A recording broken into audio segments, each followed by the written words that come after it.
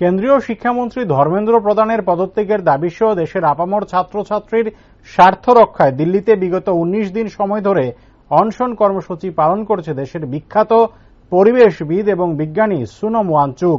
কেন্দ্রীয় শিক্ষা দপ্তরের বিভিন্ন অনৈতিক কাজকর্মের বিরুদ্ধে প্রতিবাদ জানিয়ে সোনম ওয়াংচুক অনশন কর্মসূচি পালন করলেও কেন্দ্রীয় সরকার এ বিষয়ে কোনো প্রকার মন্তব্য প্রকাশ না করায় উদ্বিগ্ন এসএফআই সংগঠনের ত্রিপুরা রাজ্য কমিটি। বৃহস্পতিবার আন্দোলন কর্মসূচি পালনের মধ্য দিয়ে দিল্লিতে সংগঠিত অনশন কর্মসূচিকে সমর্থন জানায় এসএফআই ছাত্র সংগঠন। এসএফআই রাজ্য সম্পাদক সৃজন দেব জানান, এসএফআই ছাত্র সংগঠন প্রথম থেকেই দাবি জানিয়ে আসছিল শিক্ষাক্ষেত্রের বিভিন্ন দুর্নীতির দায় নিজের কাঁধে নিয়ে কেন্দ্রীয় শিক্ষামন্ত্রী ধর্মেন্দ্র প্রধানকে পদত্যাগ করতে হবে। একই দাবিতে সোনম ওয়াংচুক দিল্লিতে বিগত 19 দিন সময় ধরে অনশন কর্মসূচি পালনের মধ্য দিয়ে আন্দোলন চালিয়ে যাচ্ছে।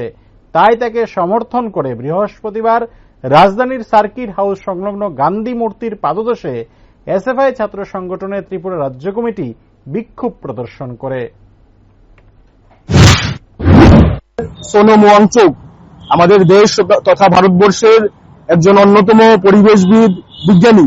উনি আজকে নিয়েও 19 দিন দিল্লির যন্তর মন্তরে অনশন করছেন এবং ওনার অনশন করার অন্যতম মূল কারণ হচ্ছে আমাদের দেশের সরকার, আমাদের দেশের শিক্ষামন্ত্রী।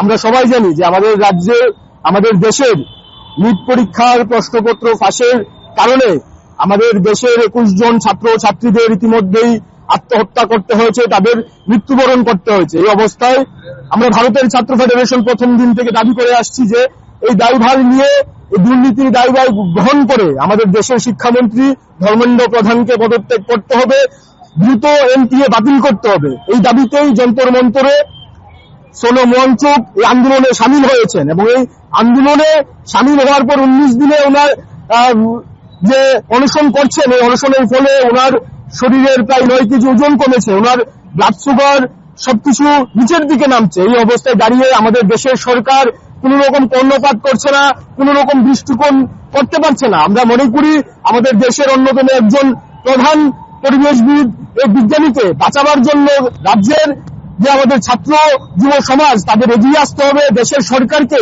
কর্ণপাত করতে হবে। আমরা এই দাবিতে আজকে এখানে মিলিত হয়েছি ভারতের ছাত্র ফেডারেশন ত্রিপুরা রাজ্য কমিটির উদ্যোগে।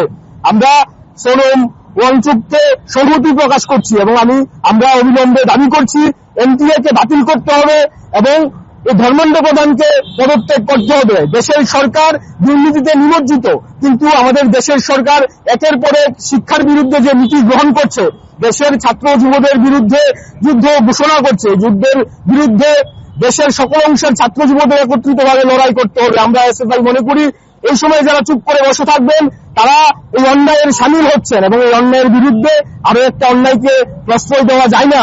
আমরা ভারতের ছাত্র ফেডারেশন আবারও দাবি করছি সকলকে এগিয়ে আসার জন্য, সকলকে এই সম্মিলিত আন্দোলনে একত্রিতভাবে সহযোগিতা আমরা আশা করছি এবং সোনম ওয়াংচুককে বাঁচানোর জন্য সকল অংশের ছাত্র যুবদের একত্রিত হতে হবে।